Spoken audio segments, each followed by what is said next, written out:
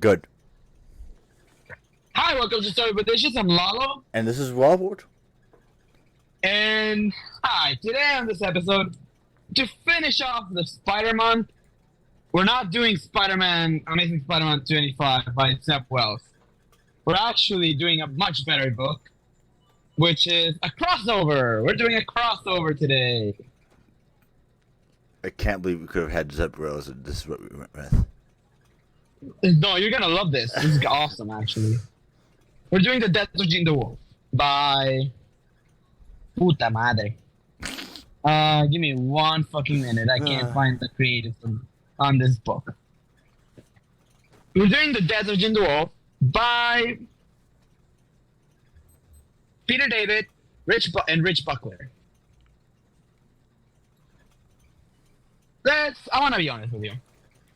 This is one of the most slept on books ever on Spider-Man comics. Oh, not while I was using terms like slept on. Ooh, shit, we getting spooky. Considering the fact that this is probably one of the most... Without this book, we don't have Venom. Just to put it that way. Ooh, spooky. Without this book, we don't have Venom. I mean, technically, without, Secret Wars number 8, we wouldn't have Venom either. So, if you want to get That too. But no, this is like important to. Is this part of this is important to Venom's origin?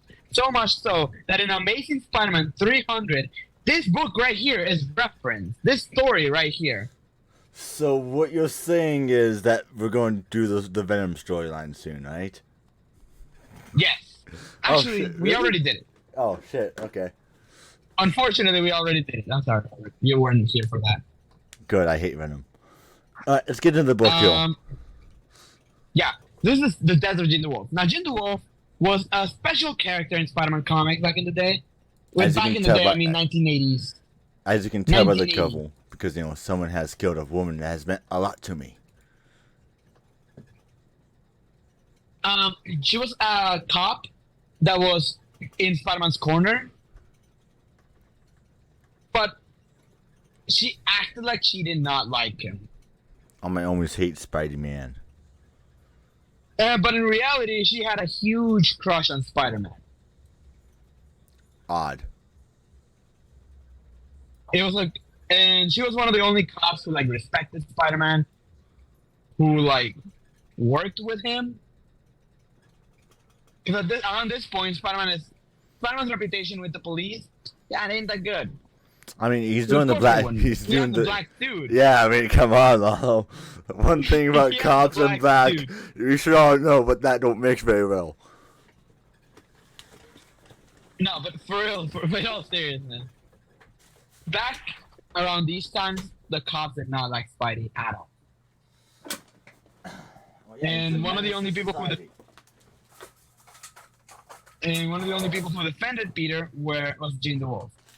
And we're starting this by telling you Jean DeWolff's secret origin. Her father was a police officer who died in the force. See? What's up with these police?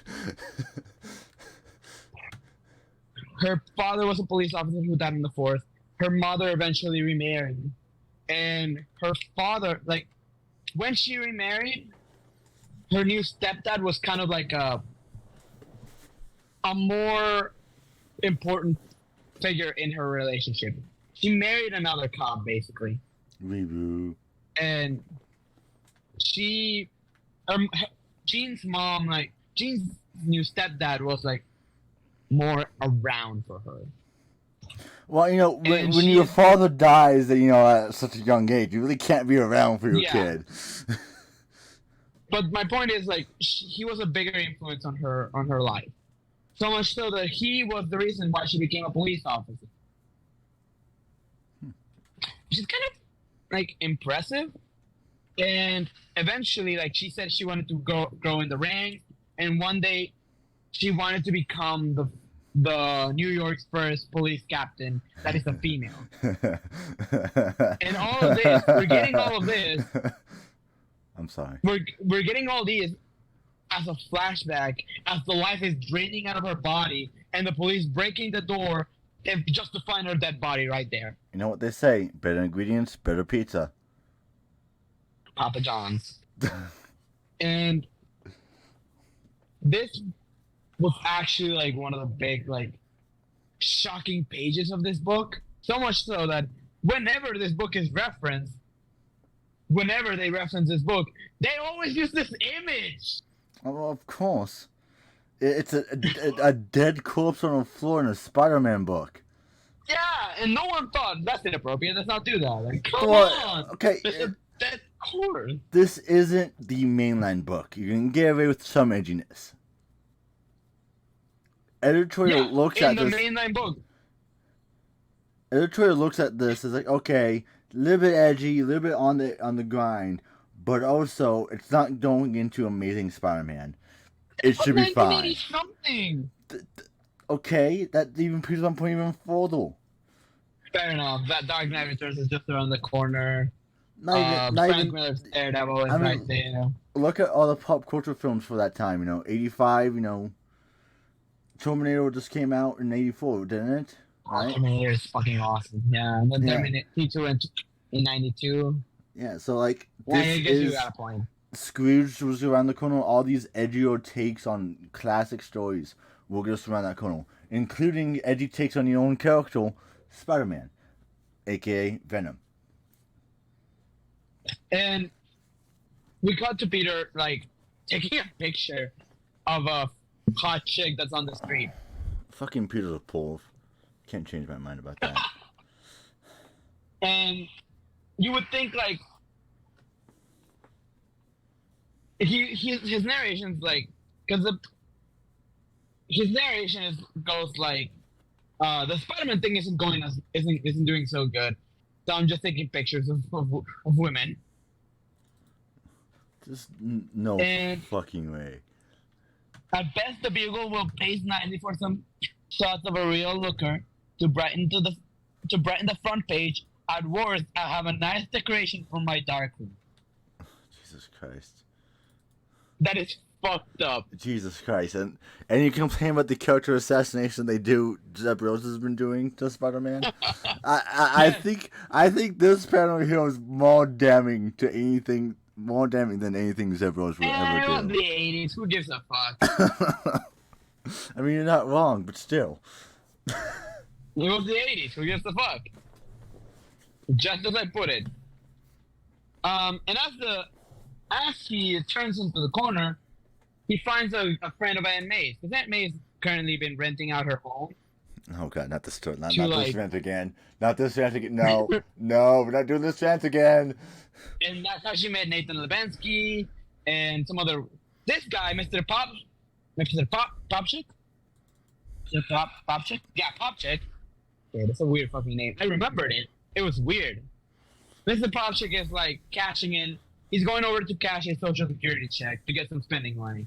As he's doing that, he turns into the corner. Peter Parker's talking to him, and then suddenly he's yanked into the alley and starts getting beaten up by some hoodlums, like criminals. Jesus Christ, this book is edgy. Jesus Christ. And Spider-Man like jumps in to like, you fucking animals, what are you doing?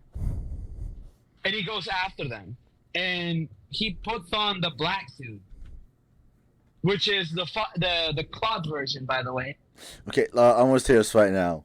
You know one of those like super edgy like anti-drug PSAs from the 80s and stuff. This is what this book feels like so far. Well, get ready. Get ready for the rest of this book. It's this continuation of that, huh? Yeah, and Spider-Man like takes off his shirt, shows off the black suit again, the cloth version that Black Cat gave him because he purged the symbiote. He purged the symbiote out of his body, and he starts beating the shit out of these criminals until like they're arrested, basically.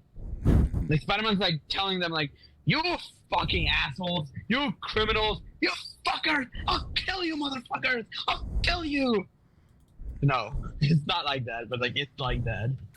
Man, Peter has no chill, And does he? and the police arrive. They arrest him, and the police is like, "Hey, you hear this Gene DeWolff?" And Spider-Man's like and Spider-Man says, "Yeah, what are you gonna tell me this time? Are you gonna tell me about are you gonna tell me the one about Gene DeWolff and the Miami Dolphins?" Because like, yay, how timely for the '80s to make fun of women police officers by implying they're having group sex with the Miami Dolphins, I guess. This book is amazing. And the guy and the police is like, "No, buddy, she's dead. She was killed we found her this morning." And Spider-Man's like, "Oh my God, do you know who did it?" They're like, "No, but I'm gonna guess the Kingpin. What? I'm gonna guess the Kingpin's involved somehow. Absolutely not. Oh damn! There's literally like, I will tell you right now. Why the fuck is Matt Murdock here then? Give 1 minute, Robert. Jesus fuck. No, screw you. How the fuck did you know that Martin Murdock is in this book? The description that you sent the link, it says the death of Dean DeWolff, Eagle for Justice. Spider-Man finds himself in court with Matt Murdock. Yeah, this is a crossover with Daredevil. Anyway, no, it's not. I will tell you right now. Any guesses of who is involved? Throw them out the fucking window, because they're no supervillain. Also not Mysterio. No Got it. In this book. Got it. No supervillains. Not Mysterio. Got it. Yeah. There are no supervillains in this book. I still fucking hate you for Guardian Devil, by the way. Fucking. No, I'm aware. And Spider-Man's like he's shocked about finding out that Jean is dead. Which, like, fair enough, dude. Jesus. You also just made a joke like 5 seconds ago about her having group sex with the Miami Dolphins. Also, why not the Giants? Miami was probably. In New York? Miami was having a streak at the time. I don't know. If you probably look up. Ah, okay. Also, a lot of retired cops do go down to Florida, so maybe it was like a little joke about that. Jesus. What?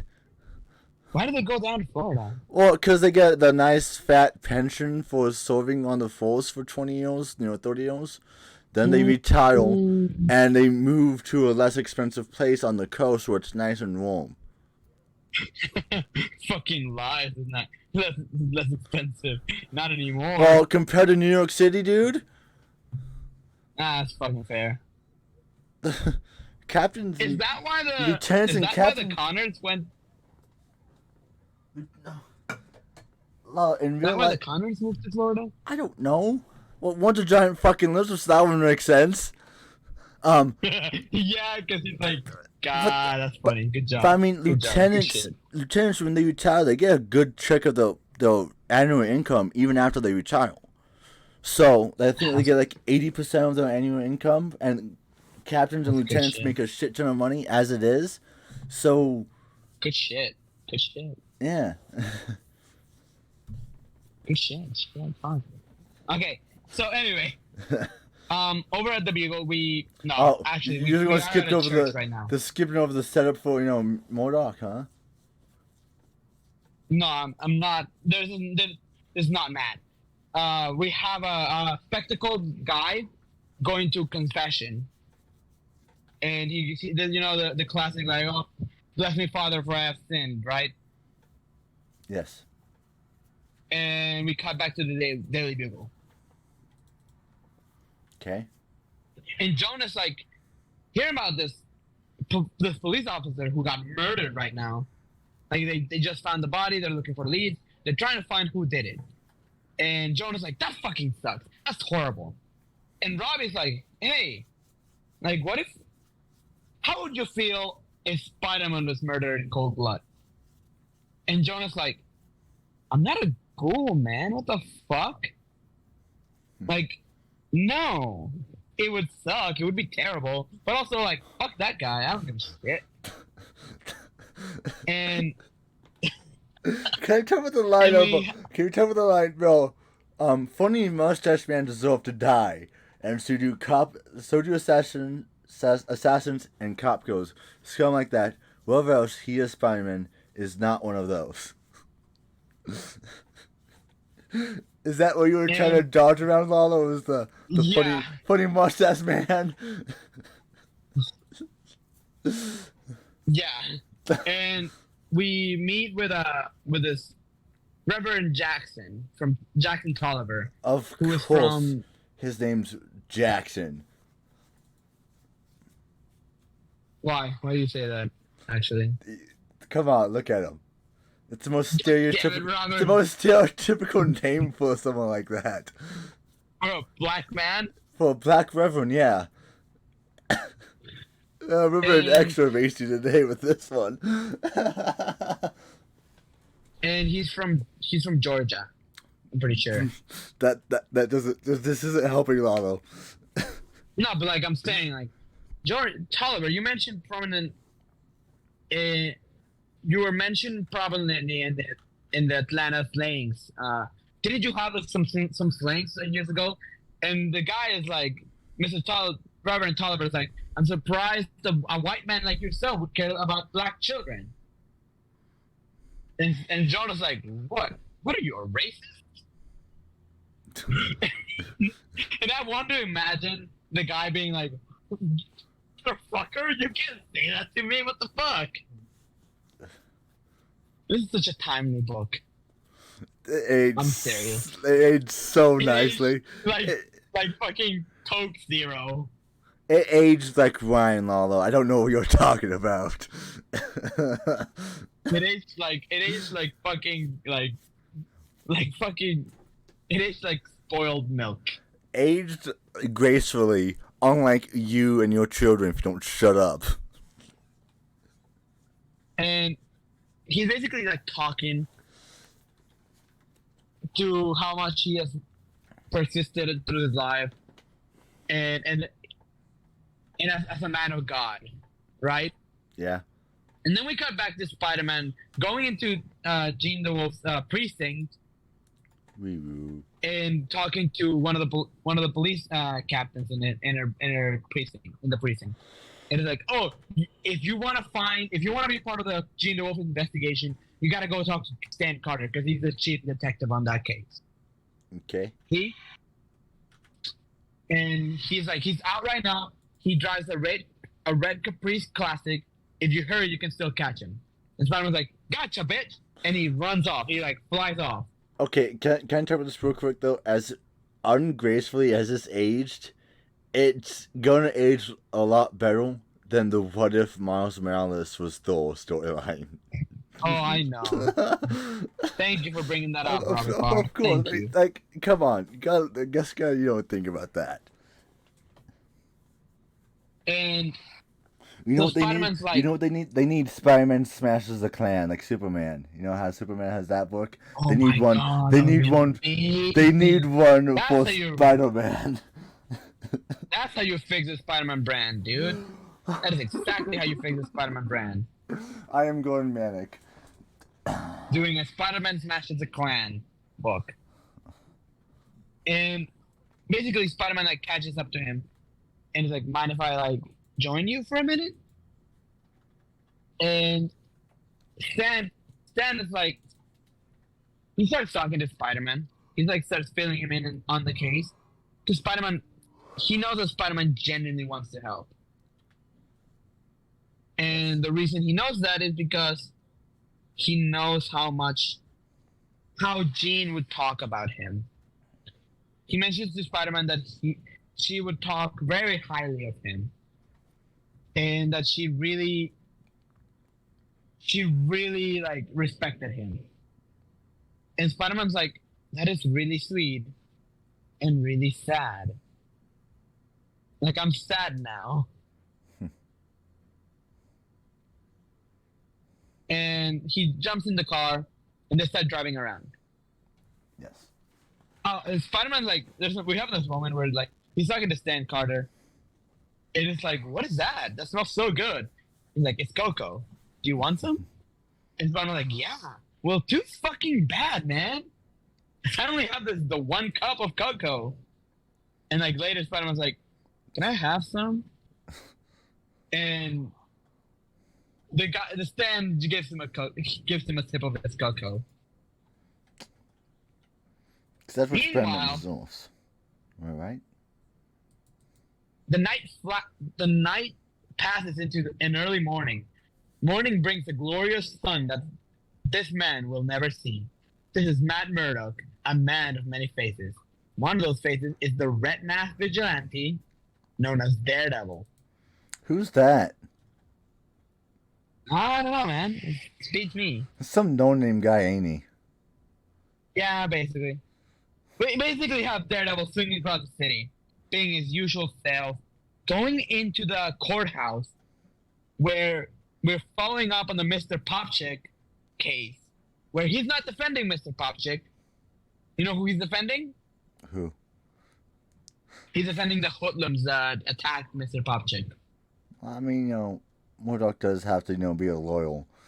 Sometimes being a public defender is what pays the bills. And it's their first offense. So they get to walk. And Spider-Man is pissed. So he walks up to him, and the guys are like giving Mr. Popchick a hard time while leaving. And Matthew's like, and Spider-Man walks up to Matthew, and he's like, hey, Murdoch, you're a piece of shit. I'm going to say this right now, Lalo. There's nothing, since Spider-Man is not a cop, right? There's nothing really preventing entrapment. So if Peter Parker wants them to be in jail, all he has to do is invest some of his time into tracking these guys down. And then, Christ, Robert. What? I mean, like, he's just so happy to be swinging, right? There's nothing preventing. Since he's not a law enforcement officer, there's no enticement of a crime by a law enforcement officer. So he could even entice them to the crime, commit the crime. They commit the crimes, and then Peter, just brings them to jail again. And since again, it wasn't a police officer who did it, they could throw the book at him again for a different set of assault charges. See, that's Spider-Man's like, you know what? Maybe I'm making the argument for the Superhuman Registration Act, just slightly. No, you absolutely are. But also, fuck government regulations. Those things are overrated. We ball. And then Murdoch's like, you're a piece of shit. Like, he's telling, like, Matthew, like, Peter, and Murdoch immediately comments to himself, like, that heartbeat. That is a very specific heartbeat that I've heard before. So they pretty much... I've absolutely heard before. They pretty much engage with a, nuh-uh, you roll, but nuh-uh, you roll type of argument. No. I'm talking about, no, you're a bad person. No, you're a bad person. No. Yes. He keeps that information to himself. You know, no. I'm talking about you're a bad person. How do you wake up in the morning? How do you wake up in the morning? That type of back and forth. Like, you clearly know they're hoodlums. Like let me look at them. And then Mr. Popchick's like, come on, Peter. The guy's blind. What the fuck is wrong with you? And it's like, oh shit. What's up with us covering blind people? Holy shit. First Alicia Masters, and now Daredevil. And Spider-Man's like, oh shit. Mr. Murdoch, I'm so sorry. It's like, and Matt is really cool about it, by the way. Matt is like, it's fine. Like, I don't care. I hide it very well. Like, I tried to hide it at least. And turns out that the judge is a friend of Matt's. Of course. They met in law school. Matthew was the judge. Judge Rosenthal was Matthew's mentor, basically. during Matt's Okay. college days. Yes. And they invite him to his room. They have a drink. They start talking. Judge Rosenthal goes to the bathroom, and Matthew hears the cock of a gun. No. And that's when we get the scene leader first appears. Okay. I thought. And goes after Daredevil. Does he know he's Daredevil, or does he just think he's a fucking blindfold? No, he sees a lawyer, and he says, "I really don't like lawyers." Bam! I mean, no one likes lawyers, really, so. Yeah, especially Matt, especially Peter right now. Details. And Matthew manages to duck, hides behind the desk, and Judge Rosenthal pops out, and he flips the gun and fucking blasts Judge Rosenthal. Call an ambulance, but not for me. Okay. Oh, we're going to hell. Someone call an ambulance, but not for me. Bam. Also, I love the fact that they even did a Fade to Black panel for the fucking credits. This is something they do for this book only, for this one story only. Is it like come on, it's we're watching Law and Order with Spider-Man. You know what? This should have been what She-Hulk was about. Fuck it. This should have been the and Sin Eater. We don't know that actually. Shut up, Lalo. Lalo should shut up just to begin with, but since he's the host, he does have to speak. Alright, well, moving on to the next issue. No, actually, one of the move on to the next issue. Okay. In fact, the thing with Oh god, it has them fucking shooting into the crowd. Yeah. This has no chill, Lalo. No chill. Well, one of the things that Matthew remarks while he's talking to he's reminiscing on what just happened, right? They catch us on, is that Judge Rosenthal died without dignity. Details. He remarks that the minute the Sin Eater pulled a gun on him, he started begging for his life. Which I don't know how I feel about that, by the way. Because, it's okay, Matt.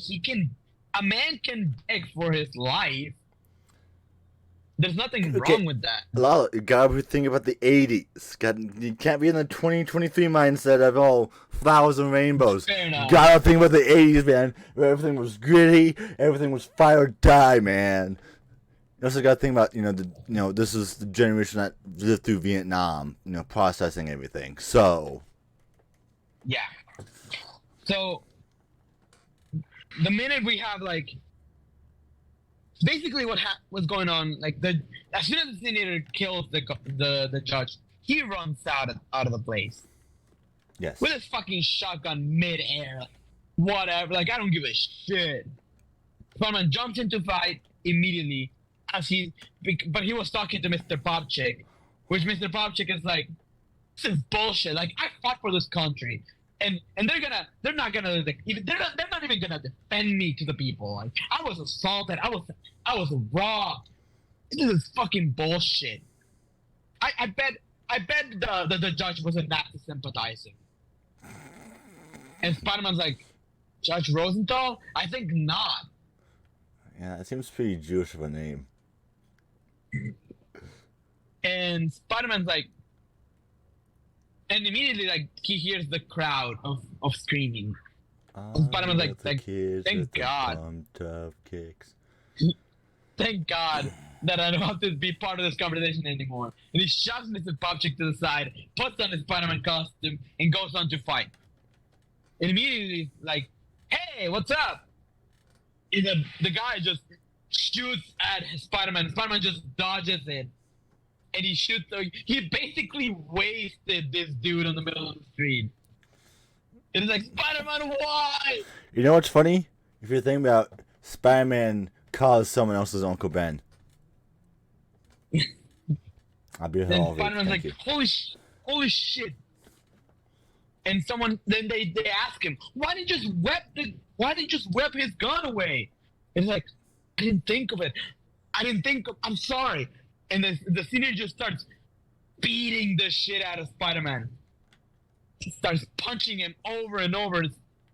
Spider-Man like basically barely like manages to get him off of him. And then he hits him with the butt of the gun. Spider-Man starts getting beaten and over it. 1, 2, 4 punches to the face. And Spider-Man's like, what is this guy?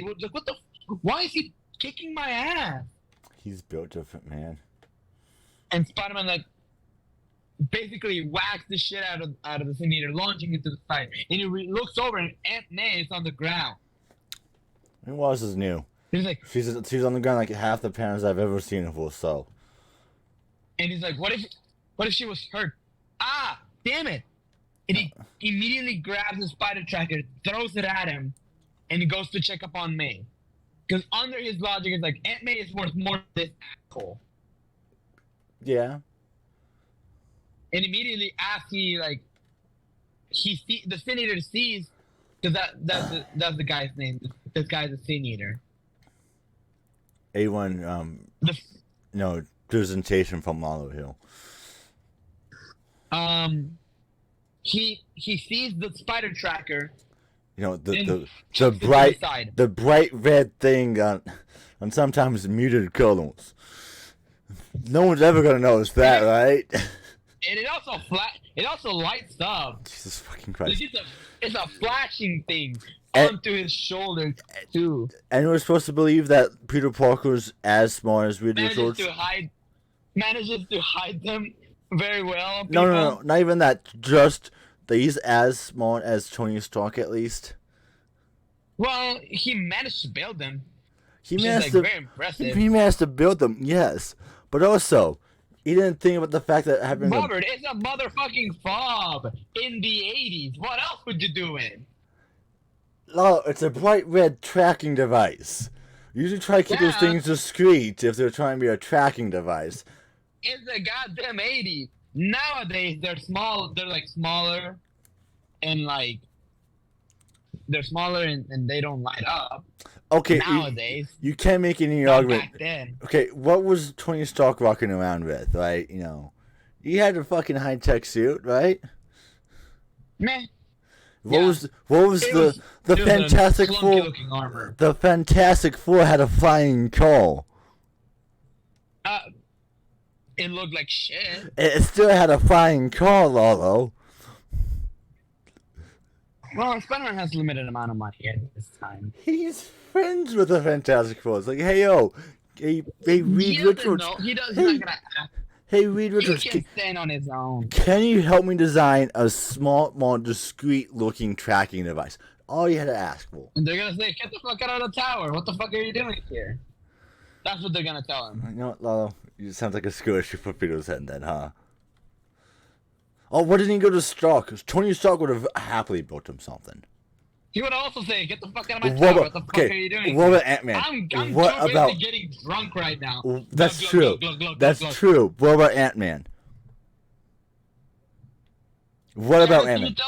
Can you tell this asshole to get out and also put on the boxing gloves? We're going for a round. Oh, fuck, Lalo. Jesus Christ, Lalo, no. Okay, what about the Wasp? Peter, can you leave? Or else he's gonna beat you too. Jesus, fuck, Lalo.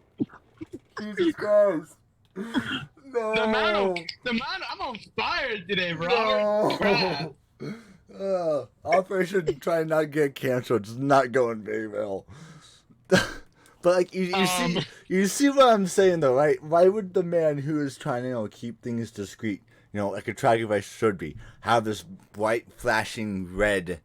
Because this normally doesn't happen. They don't normally find it. This is the first asshole I've ever seen to ever find one of the spider trackers. In other words, put it on Dr. Octopus. When he put it on Dr. Octopus, he never found it. Dr. Octopus has one brain cell. He has less brain cells than us, Lalo. Alright, getting back on track. Daredevil finally shows up in the nick of time, and he's basically like, "I missed everything. What is going on?" And the Senator has already hopped on a bus and got the fuck out of there. As one should, honestly. Yeah. Spider-Man manages to jump into Stan. Like, he goes off to find, like, more clues. He goes to Stan Carter, and Stan Carter's like, Deal we're Slim, gonna go. I wrote you, and you ain't responded. Okay, because his name's Stan. Jesus fucking. Laugh, Lalo. Laugh. I did. God. Dear Slim, I wrote to you, but you still ain't calling. I left my phone, my page, and my number. Alright, getting back on track. Spider-Man's like talking to Stan Carter about the case, trying to figure out what the fuck is going on, until he realizes Stan and starts telling him like, why are you looking for this case? Why is this case so important to you? And it's like, I lost my partner a while ago, and now someone else lost their partner. This is my responsibility. And Spider-Man's like, okay, why do you have a picture of Nick Fury on your desk? Ooh, And he's like, I used to be a former agent on Shield. He's like, okay, whatever. What is the fuck? Okay, why does he just have a picture of Nick Fury on his fucking desk, though? Because he used to be a Shield agent. Okay, that makes no logical sense. They gave one to everyone who leaves. Why? I don't know, man. Why also? Why is Shield is a bunch of fascists. Tell me this comes back into play later. Yes, it does. Okay, so they actually introduced something that's important to the plot. Got it. Yes. We're back at the church, where the guy is like, "Forgive me, Father, for I have sinned once again. Bless me, Father, for I have sinned. I was here the other day, Father. I still hear the voices in the night." And then we got back to Spider-Man. Hey yo, is that Swinging the around. Drizzle? Swinging around, and he went to talk to Stan. So he's allowed to go into Jean's apartment to investigate himself. And Stan was like, "You're fucking out of your mind, man. What the fuck is wrong with you?" "No, the place is sealed." And Spider-Man's like, "Well, seals can be broken." And Stan is like, "I'm gonna pretend I didn't hear you say that."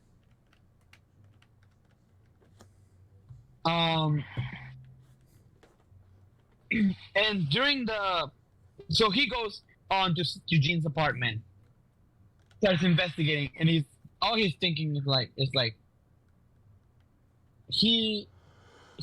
first thing he thinks when he gets there is like, wait a minute, I'm not a reporter. What am I doing here? I'm not a detective. What the fuck am I doing here? And he's just going through Jean's stuff, hoping that his spider sense goes off and he can get a clue out of it. I mean, that's basically his plan, right? That's basically his plan right there. Then he starts looking for he finds some stuff, like a picture of Jean and Spider-Man. And he finds an orgy of evidence that Jean was heavily interested in Peter. Well, not Peter, but Spider-Man. Yeah. She had the black cat syndrome. I don't believe it. All of me, every last one. I haven't seen so many clippings since that dying little boy's collection. Oh. This one had the cat and me, but it's been clipped out. So she literally had the black. Why? She had the black cat syndrome. But why? Was she doing some sort of study on me? No, she would have kept that at her eyes. She kept this because she liked me. but she never said anything particularly warm to me. Heck, she usually chewed me out. It can't be. She couldn't have She ate out cared Peter. for me. Why didn't she ever say anything if she felt that? And maybe we could have.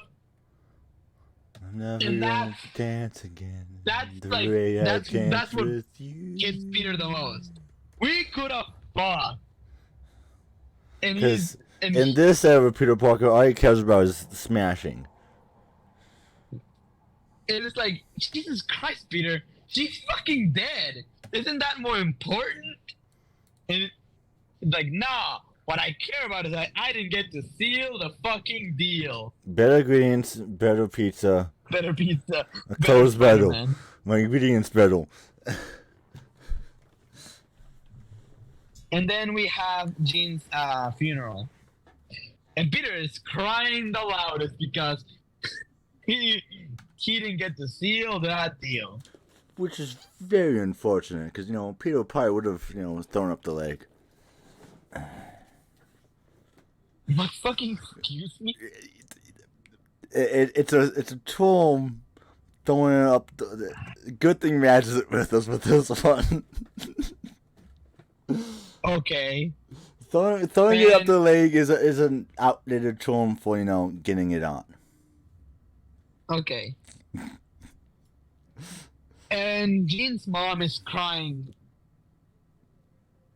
And Spider-Man's like, damn. Anyway, Stan Carter's right there. Matt Murdock arrives and he realizes that the Sin Eater is at the funeral. Like he can sense his heartbeat. And he has no idea. Matt has no idea what to do, by the way. Absolutely. Which is typical of Matt Murdock, of never knowing what the fuck to Peter do. Parker has this, at least keeps the suit underneath his clothes at all times, no matter what happens. He's, oh yeah, I'm gonna take off my short real He's quick. always Bam. See, Daredevil, since he's blind, that also shows another challenge to how he puts on the suit. But he also doesn't wear the suit underneath his loyal clothes.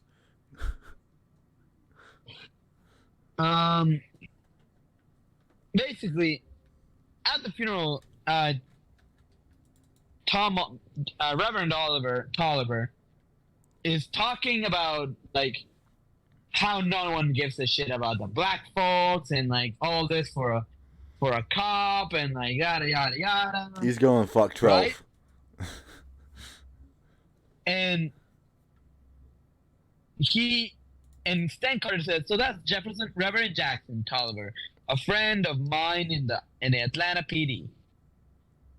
Herb said he was heading our way. I wonder if the Sin Eater does request. Oh fuck. And a police officer is like,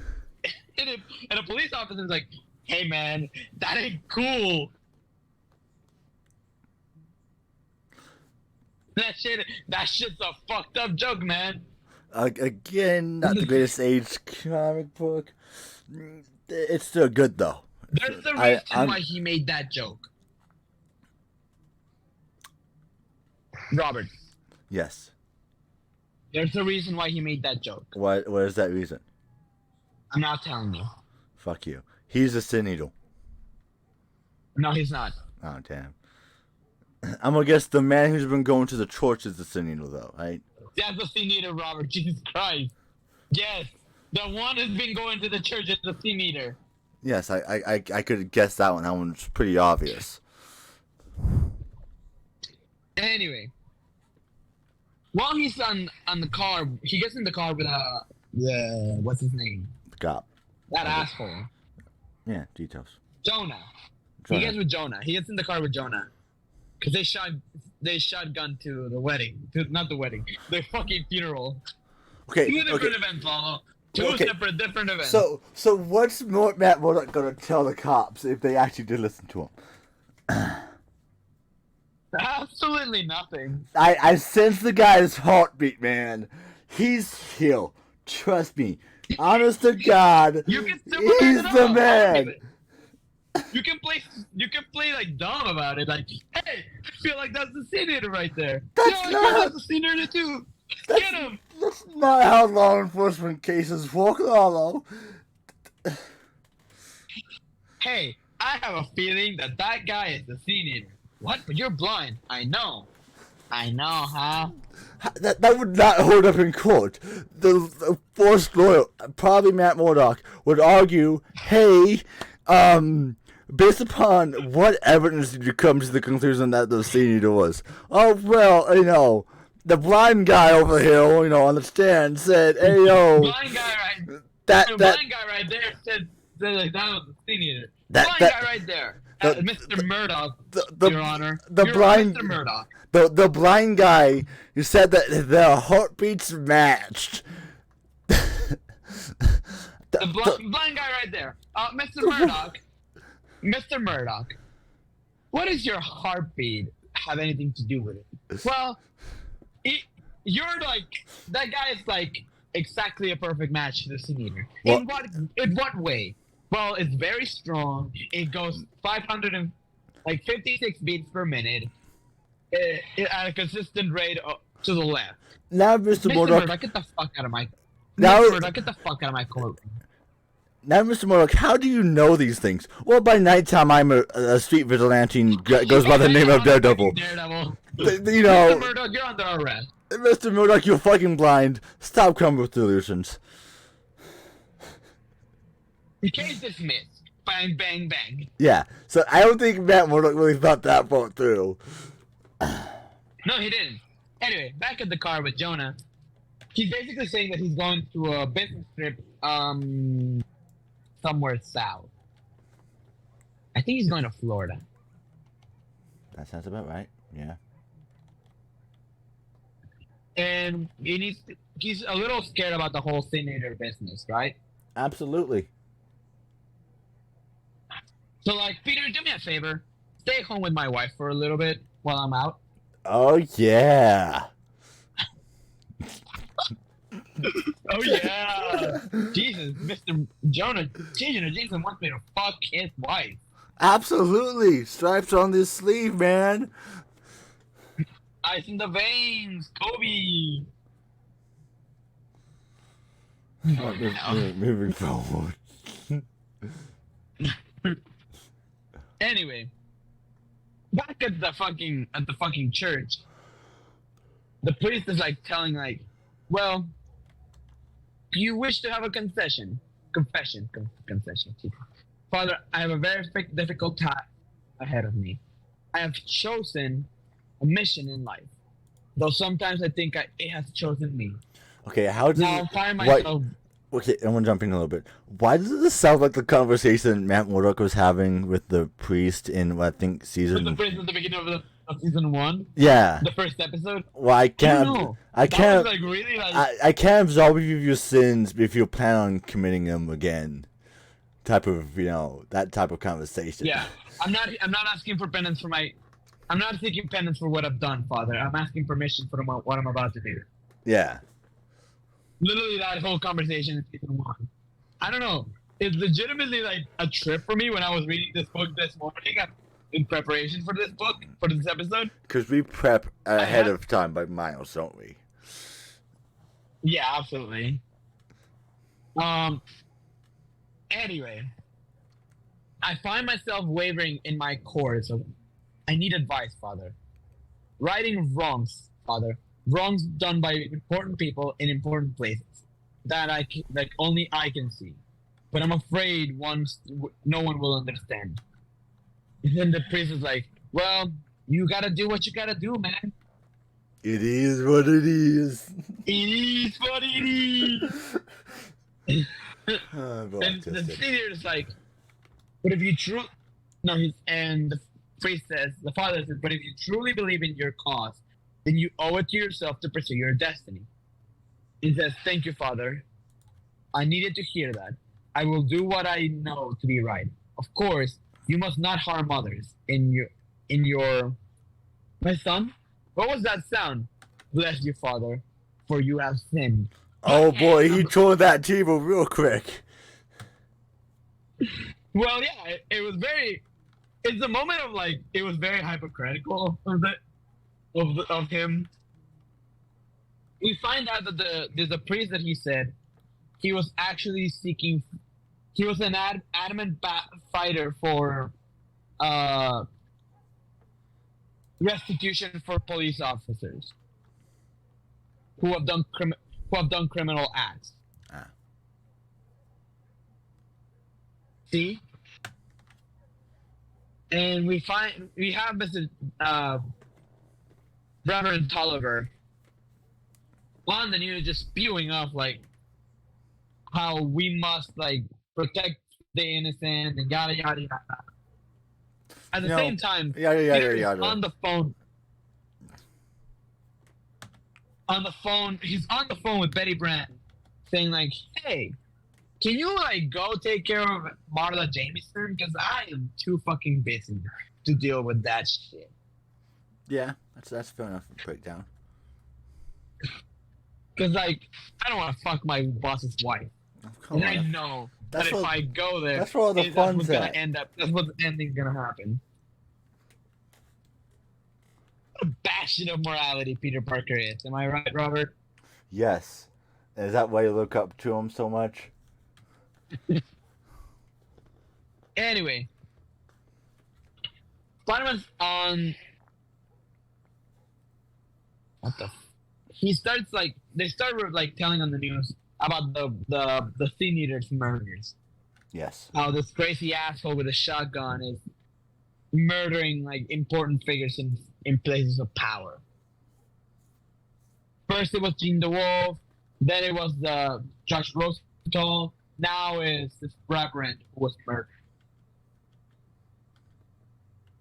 And we get this creepy moment, by the way, where Santa Claus is going into a little girl's house. Like fucking excuse me? Yeah. What the fuck? And the reason. Okay, I'm gonna skip that story. It's the Kingpin! Hold on. I'm gonna skip that story right away. Oh, like, what? Come on. It has the Kingpin! No, not the Kingpin story, the Santa Claus story. So I don't want to go back to it. The Santa Claus is stealing TVs and Christmas and materials, even some Christmas gifts from the people. It's not creepy. So he's pulling although the it Grinch. Is creepy. He's pulling a Yeah. Grinch. Okay, that's lame. Say, look, I caught it. The Kingpin was going to be in here. Oh, no, he's not going to be in here. He's not important. Anytime the Kingpin pulls up, it's important. It's not important for this book. The only reason why he's here is because Spider-Man says, "Hey, who is this murderer?" And the Kingpin's like, "I don't know, man. Fuck off." Tell Daredevil also to fuck up too, because he came here a couple minutes before you. Get the fuck out of my office. You just don't want to give me this point, Lalo. Just a minute. That's basically the whole conversation they have. Yeah, he tells Spider-Man to fuck off, and also he tells him to tell Daredevil to also fuck off and leave him alone. But you're right. You just don't want to give me the point. No, I don't. Why the fuck would I give you a point, Robert? Give me the fucking point, Lalo. Face. Fine, Robert. You get a point. Thank you, Lalo. Moving on. Anyway, Daredevil's going to a criminal bar to investigate. He starts pulling some hairs, and he gets immediately caught and starts getting beat up at the bar. And he's fighting these guys. He picks up one of them, and the bartender's like, "Please, not the window!" He just smashes him into the floor. Can we talk about the Only for Okay, the fact that Matt Murdock hasn't been like, is that guy really blind? Oh, is that guy Daredevil? You know what he fights these guys himself into as just plain old plainclothes Matt Murdock? Absolutely, it's the best disguise, man. Come on. What are you talking about? Like, sure. Yeah, I guess he did try to blame it on his twin brother, I guess. Yeah. Just my twin. And as the guy... After the bartender says, "Not the window," Spider-Man just crashes into the window. And he's like, "Has anyone heard about the Sin Eater?" It immediately is like jumped by everyone in the bar. Matt Murdock does, the actual smart thing, kind of going a little bit, undercover, a little smart. Peter Parker's like, you know what? Fuck Spider-Man it. has no fucking chill. We got no time for that. We just fucking ball. We do it live. We do it live every single day when we record. Jesus Christ. And Spider-Man like manages to like. He gets no information, by the way, from this altercation. Well, when you just crash through a window, no one's going to be like, oh yeah, here's all the information. Oh yeah, here's the info you need, Spider-Man. Here you go. Have a good day. No one's gonna be like that. Also, doesn't help that Matt Murdock already riled them up for Spider-Man. Yeah. He goes to this lowlife house and practically kidnaps him in front of his daughter. Yeah. And Spider-Man takes him to the bar with no name. Okay. No, it's not a bar with no name, but it's like a bar. A general like public place that is known to have criminals in it. So like the one that he just left. Spider-Man's like, yeah. Spider-Man's like eating a hamburger with fucking like a milkshake. He's like, so tell me, what's going on? Who's the need? And the guy's like, I don't know anything. I don't know what's going on. I'm not talking to this guy. He's basically telling Peter, like, you're killing me, man. You're orphaning my daughter right now. And let me guess, Peter says, I missed the point where that was my problem. Basically that. And he's like, oh, well, thank you buddy, old pal. Thank you for the information. See you later. After he gets everything he needed. And Spider-Man's like, please, no, take me in. I can't do this. I'm gonna die before I get home. And Spider-Man takes him to the police station into witness protection. Oh, he's a good man, huh? And after that, we got back to the Daily Bugle, where the Sin Eater is looking for J. Jonah Jameson. So his hunch was right. Sidney was going for fucking Jameson next. Yeah. I mean, he absolutely was. I mean, that makes sense, though, honestly.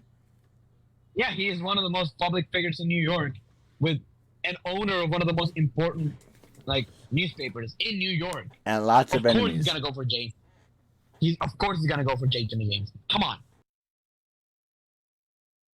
And he points the gun at Betty, which immediately like triggers Spider-Man. Like, no, and he grabs the first thing he can, and they basically throws it at the Sin Eater. That not like pulls him out, like pulls him on the edge, and basically manages to jump at him.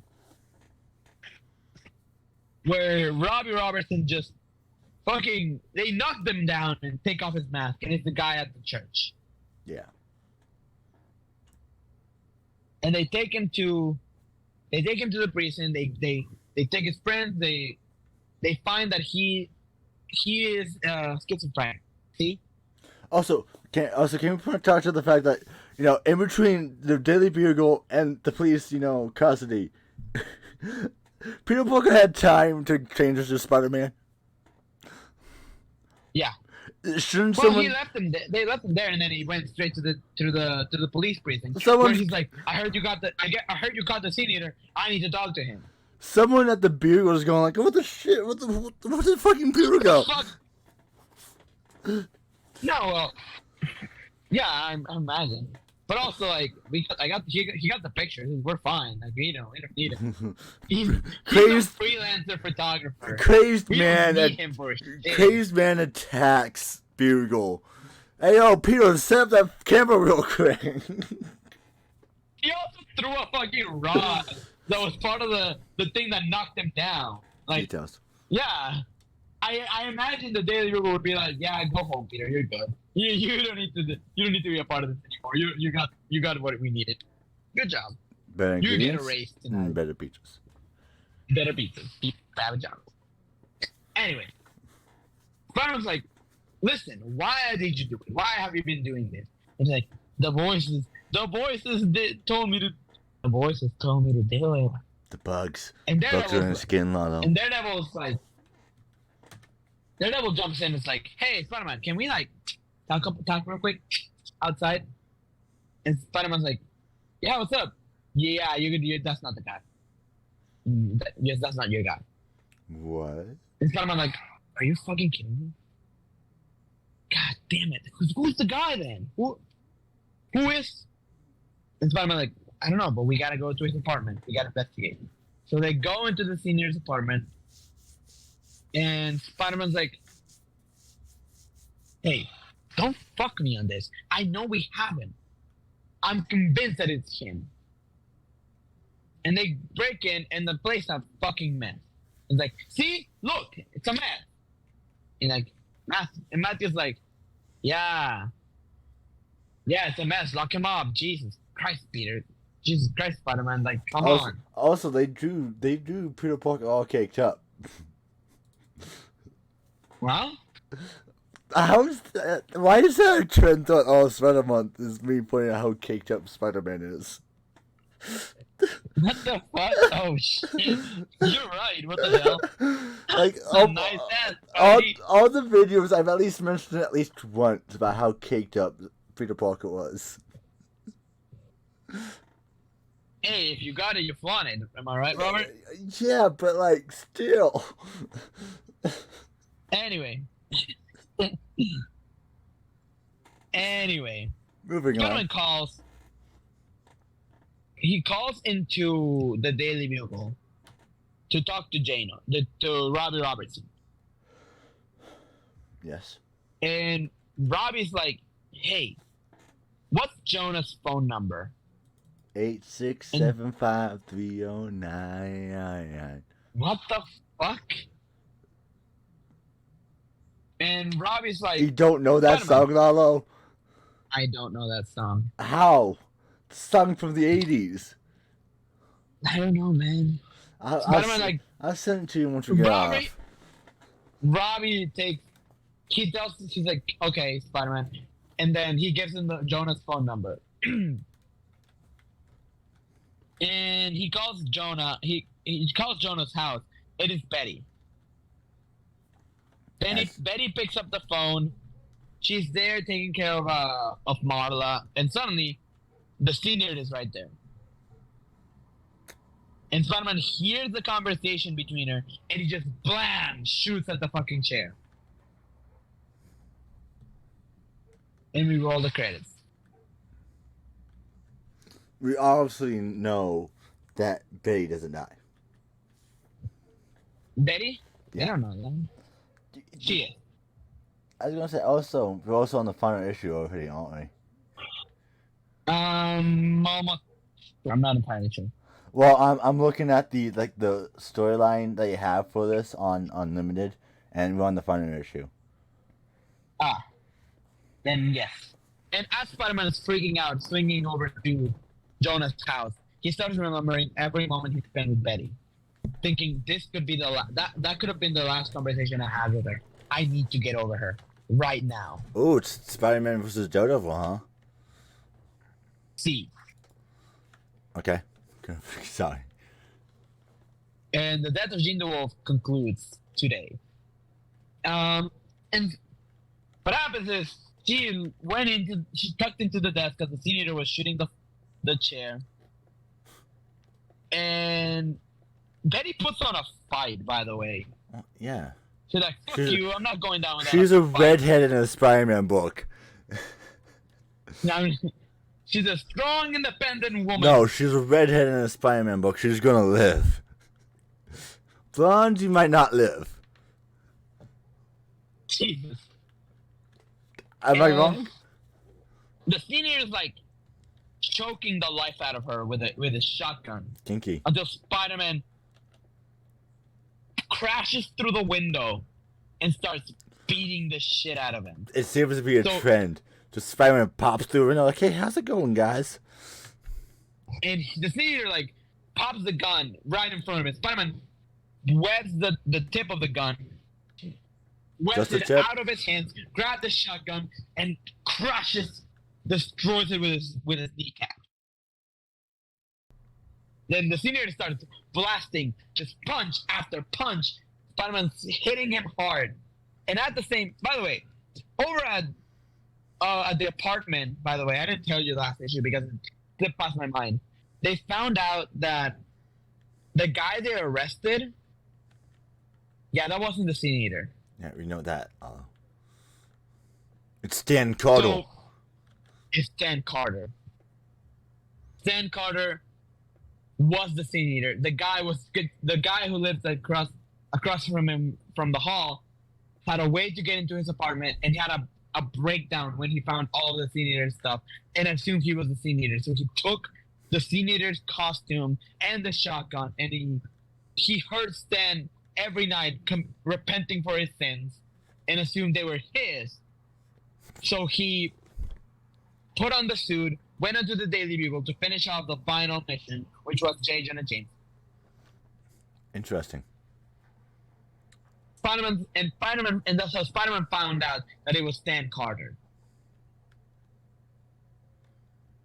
And he just blasting through punch by punch.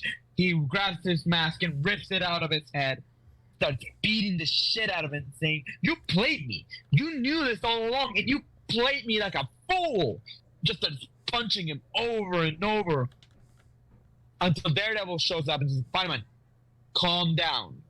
You're freaking out." Crazy? And Spider-Man's like, I was "Yes, crazy I'm once. freaking out, man." And like, stay out of my way, Daredevil. And Daredevil's like, shoves him against the wall. And says, "No, you're going crazy." Spider-Man like blasts him out of the window, like, "Stay! I warned you to keep out of my way. This is between Stan Carter and me." And Daredevil swings across, goes after Spider-Man, and all he's thinking at the moment is like, he's freaking out. I need to use that to my advantage. So he takes Spider-Man out into like the town. Daredevil is a full-blown Daredevil versus Spider-Man, actually. Basically. Okay. Where they're both throwing punches at each other. Daredevil's trying to subdue him while Spider-Man's trying to take him out. So what you're saying is, Peter Parker's approaching it with a stop resisting mentality, and Daredevil's just trying to get him to freaking out to stop. He's just tired and sick and tired of being played by this. I am so glad that that joke went way over your head. So. So Spider-Man's like jumping into like the fight and starts punching Daredevil. Daredevil starts punching him back. They are both like at each other until Daredevil just knocks him out. He manages to knock him out and leave him hanging on a tree. After the fight, the police arrive and they take Stan Carter along with the newscasters are there, and they started like reporting on it. They started investigating, and they're interrogating Betty Grant. Don't you mean Bitty Leeds? No, not yet. Fuck you. Lalo. Actually, it says, Is she? "Mrs. Leeds, how do you feel about being alive?" What the fuck? Holy shit, that's awesome. That's right. I said it. Actually, because I read the panel. Well, I'm sorry, Robert. It's been. At this time I forgot that they were married and Ned Leeds is actually dead. Because he was a hobgoblin. This time. No, because he was killed in Deadpool Spider-Man vs. Wolverine. Not Deadpool vs. Wolverine? No, Spider-Man vs. Wolverine. I know, I'm making a joke. Calm down. Okay. And Spider-Man basically is like, he wakes up on a fucking tree. That sounds cozy. And all he can think of is like, I fucked up. I shouldn't have done that. Got a little goofy, what can I say? I got a little goofy. What the fuck are you at? You know how I get when I don't get. You know how I get when I'm hungry. What the fuck are you at, Lalo? What? What am I at? Yeah. No, I was just saying that Oh, okay. that doesn't show it in the book. Okay, I was And thought. surprisingly enough, it's not a moment of realization for Peter. Like, damn, fucked up. I nearly killed that man. Even though that would be important for Spider-Man's arc, it's not. Hey, Lalo, I thought we were doing a good, lovable Spider-Man story. Not a bad one. Like, That actually happens in the sequel of this book, oh, there's a sequel, where he confronts Stun. Spooky. Yeah, there's a sequel. It's called The Death of DeWolff 2. You think I'm shit posting? I'm not. Jesus Christ. You think I'm shit posting? I'm done. How do they keep on doing this? Hey, it's better than Soul of the Hunter, which is the sequel to Kraven's Last Hunt. Hey, it's not gonna be better than Ring 2 when that comes out. Anyway. You just be right on along, don't you? They find out the police reports that it was Stan Carter who was the Sin Eater, and there is an outpouring of what's the word I'm looking for, Robert? Fuck 12. What? I don't know what you're looking for. Disgrace on the police department. So fuck 12. Sure. Do you know what that means though? No, Robert. It rose to prominence it's always been kind of a popular thing amongst urban youth. I can't find it better. 12 is just commonly referred to as narcotics units, but now after the George Floyd riots has been more greatly associated with the just general police force. Okay. It's kind of it's kind of like the term 5-0, fuzz, Gotcha. all those types of terms. It's just fuck 12 is fuck cops, pretty much. Yeah. All ACAP. It depends on. So, Jonah basically finally comes back, right, from his trip. Yes. And he's like, what the fuck happened while I was gone? And he gets in the elevator with Spider-Man, with Peter. And Peter's like, well, Jonah, let me tell you something.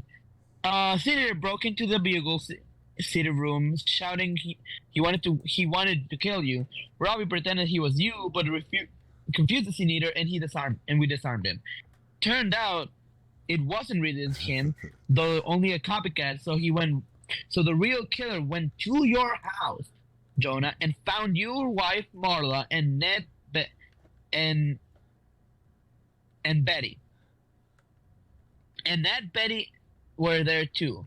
But don't worry, Spider-Man arrived just in time and saved them. Beat the Sin Eater to a pulp. He's in police custody now. And guess you both owe Spider-Man a big fat thank you. And Jonah's like, not Spider-Man. But basically, he gave Jonah a heart attack. And then we go into a man in the street kind of thing where they're interviewing. I thought Ned Leeds was dead at this point in time. I'm not sure, Robert. Fuck you. Lalo, he just was just chill. Basically, they have a moment of the man in the street where they're interviewing people in New York about how they feel.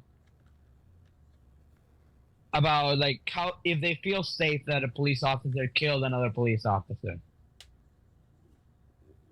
In the meantime, by the way, have you ever seen Predator 2? How is that fucking relevant? It will be. Have you ever seen Predator 2? No. Fuck. Okay. In Predator 2, there's a scene where a man walks into a man walks into a train, into a metro station, right? Yes. He gets in. A couple of hooligans walk in. Is that Pop Chick loading up some hoonigans? Yes. This is the same scene from Predator 2, where a couple of hooligans walk up to a man. They shake him for money because they need medication for their friend, and the man just says, "Yeah, sure thing. Let me pull out some money right here," and he pulls out a gun. like I said, Unlike in con ambulance, but not for me. yeah, and unlike in Predator 2, these guys don't pull out a gun. In Predator 2, after the guy pulls out the gun, they pull out a bigger. That's what happens. When was In this book? here- When was this book written, Lalo? 1980 something? Well, Predator came out in 1990, so Predator 2 to be exact came out in 1985. So yeah, this came first. Yeah. It's funny that it's the same scene, though. And I fucked up and I went to the beginning of the story, Robert. That sounds about right for you. Anyway, basically, Mrs. Popchick was arrested. Ree-roo. And I don't think this was his first offense. So, like, I don't think he's getting out on bail. Can we talk about the fact that the shooting happened at the World Trade Center? Oh my god. World Trade Center, last stop. No more passengers, please. Jesus This Christ. train is now at a source. All passengers will now leave the train. Anyway, basically, the guys are dead on arrival. DOAs. And we find out that Stan Carter was actually a souped up agent of S.H.I.E.L.D. Ah. So he's a And they're gonna let him go. S.H.I.E.L.D. equivalent They're of gonna a let him walk. fucking excuse me? They're gonna let him walk. This man executed several high-profile figures. Some random civilians treated New York City like a shooting gallery. Yep. And they're gonna let him walk. Odd flex, but okay. And the police are like, the people in New York are not gonna like it. Well, there's nothing we can do about that. And immediately, like, there's riots outside of the police station as they're getting Stan Carter out. Yeah. And Daredevil arrives. And he's like, are we gonna protect him? And Spider-Man's like, fuck no. Fuck that dude. No. But Lalo, power and responsibility, right? And Daredevil's like, I don't think you believe that. I actually believe that you're a good person. And I don't care if you want to help me or not. I'm going down there to help. And Spider-Man's like, okay, see yourself. And Daredevil jumps in and gets overcrowded immediately. Yeah. And Spider-Man's like, starts walking away. And Daredevil's calling out for help. And he starts calling out for help. I missed the point where that's my problem. And then he suddenly says, Peter, help! Oh. And Spider-Man jumps in. He says, move aside, ladies and gentlemen. I have to save my idiot friend. And they basically, like, get there in time to save Stan. They manage to undercrowd the public enough for Stan Carter to leave. And then the book is about to end when Peter Parker and Daredevil are enjoying a hot cup of coffee. See, look, he's wearing a jet uniform. Really... a jet sweater. Man's fucking yeah, ripped. And that they reveal each other's identity. I'm Matt Murdock, you're Peter Parker. And immediately the phone rings, right? And Ant-Man is like, Peter, something has happened. Mr. Popchick has been arrested. Dun dun. And Peter passes the phone to Daredevil and says, don't worry, ma'am. It's Matt Murdock. Yes, that Matt Murdock. Mrs. Parker, a lawyer will be provided for you for Mr. Popchick. No, it won't be me, but I'll help to see he gets the fairest shake possible. I'd like to prove to your nephew here that the system always works. I'll keep an open mind. And that's all I ask, Miss Parker, Peter Parker. Now, Mrs. Parker, as I was saying, may I call you May? In the book ends. What the fuck was this book? What the fuck? Spectacular. Oh. Spectacular Spider-Man 107 to 110. The Death of Gene DeWolff. That was truly something. It's Did again. age poorly? This Yes.